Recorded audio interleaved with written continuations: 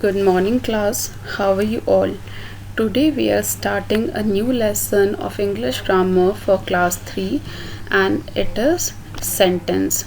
So before starting it, we must understand what is a sentence, and before understanding what is a sentence, let us understand what is a word.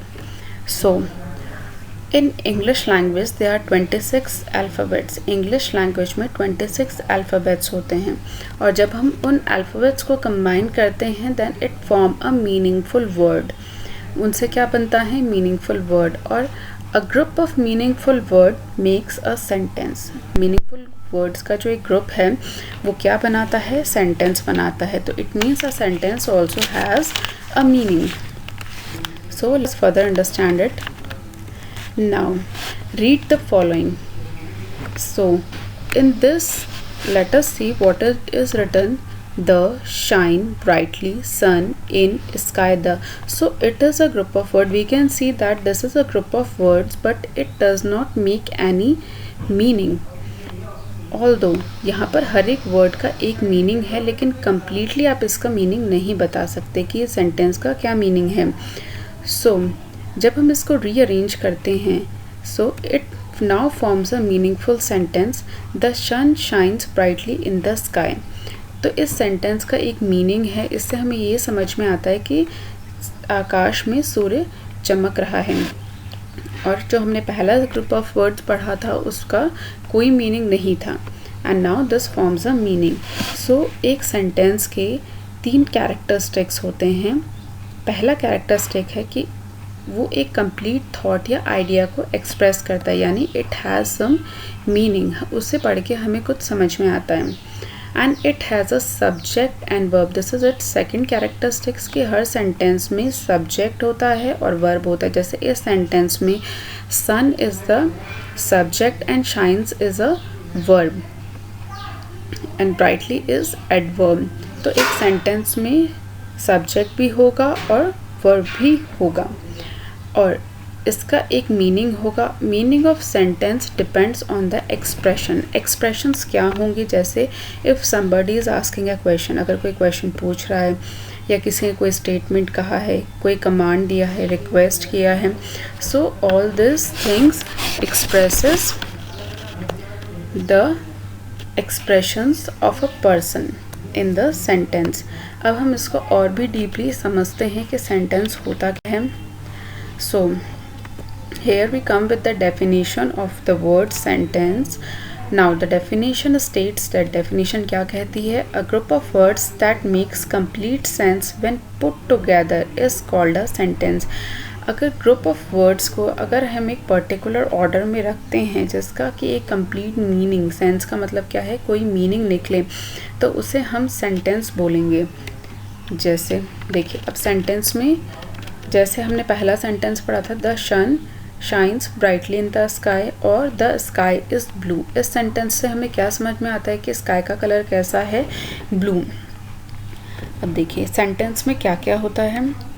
So sentence begins with a capital letter. Whenever we start a new sentence it always begins with a capital letter. उसका first letter जो होगा वो हमेशा capital ही होगा.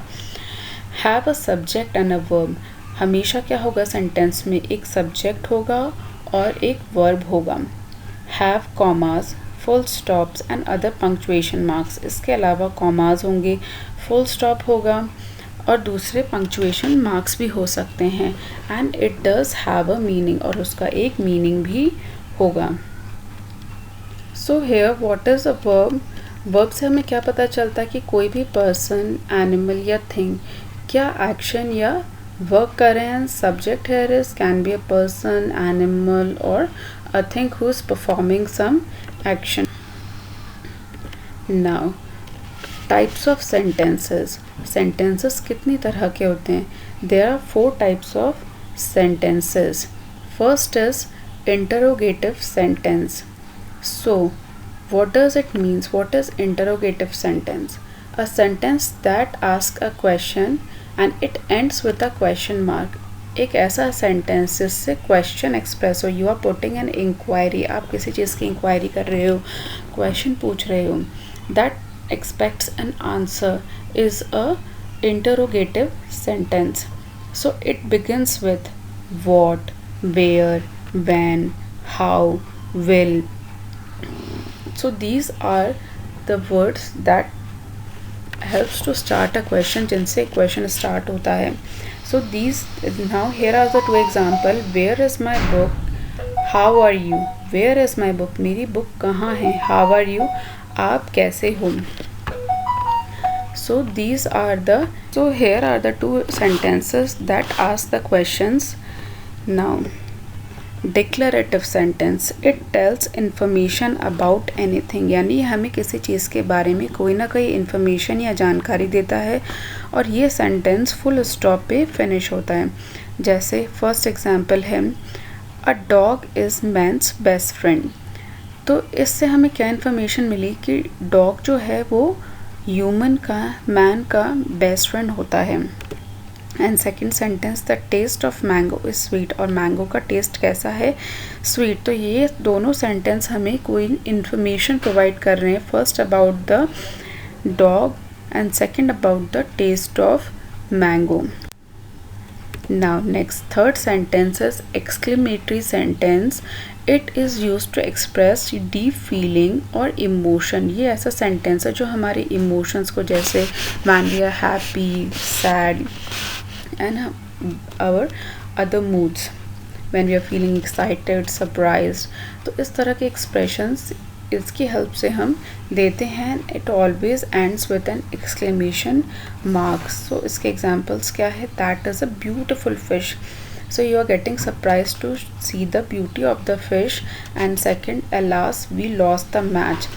यानी हमने match lose कर दिया. Then we are feeling sad. So these two sentences are expressing our feelings. These are exclamatory sentences. Now imperative sentence. Imperative sentence states, it gives command, instruction और ask for request. ये ऐसे sentence है जिनसे हम, जैसे आपको कोई command मिला है, जैसे a teacher states to a student do your homework. Teacher ने स्टूडेंट से कहा अपना होमवर्क कंप्लीट करो. या आपके पेरेंट्स ने आपको कोई कमांड दिया, कोई इंस्ट्रक्शंस दिया, कोई काम करने के लिए बोला, या आपने कुछ रिक्वेस्ट किया, आपके छोटे भाई बहनों ने आपसे कोई रिक्वेस्ट किया कि please share me your pencil और anything. So when we ask for a request और when we give command, order, so that are imperative sentence. For example please leave your footwear outside. ये जब हम sentence पढ़ रहे हैं, then it states that we are making request, a person is making request to his guest to leave his footwear outside. यानी इसका मतलब है कि पर्सन गेस्ट से रिक्वेस्ट कर रहा है कि आप जब घर के अंदर आएँ तो उससे पहले अपने फुटवेयर, जूते चप्पल बाहर खोल के आएँ. And shut the door, it is an order कि before entering kindly shut the door, दरवाजे को बंद करो. So these are the kinds of sentences. I hope you have understand the chapter well. Thank you.